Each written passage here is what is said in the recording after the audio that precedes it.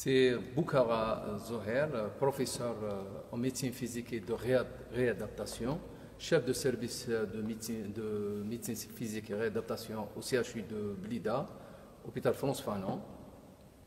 On a été invité aux journées de la saga Biskra pour parler de la prise en charge de la gonarthrose et évoquer le protocole MPR dans la prise en charge de cette pathologie. La gonarthrose est une pathologie qui est dégénérative, elle est pourvoyeuse de raideurs, de douleurs très importantes et qui peut donner même un handicap majeur, notamment chez les sujets âgés.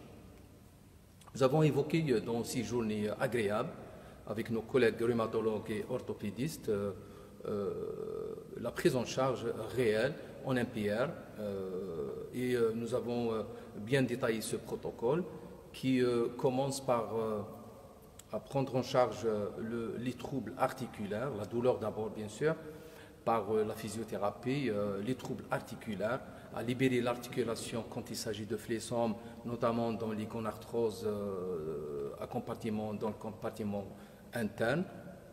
Par la suite, il faudrait faire un travail musculaire, concentrique, isotonique d'abord, et pour renforcer le quadriceps qui va pallier, qui va contrarier le fléçon, et faire un travail également sur les ischio-jambiers, qui vont nous assurer la stabilité du genou.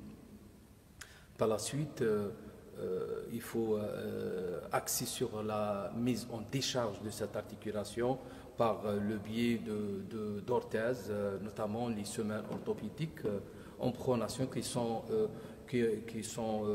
en pronation bien sûr, qui réduit la douleur et diminue la prescription des ANS. Alors les semelles pronatrices, ils ont prouvé leur efficacité.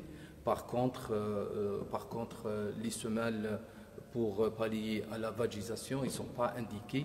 Même les orthèses de repos, orthopédiques de repos, ça a été le sujet d'une étude récente de Sofmer. Ils n'ont pas prouvé l'intérêt réel dans la gonarthrose.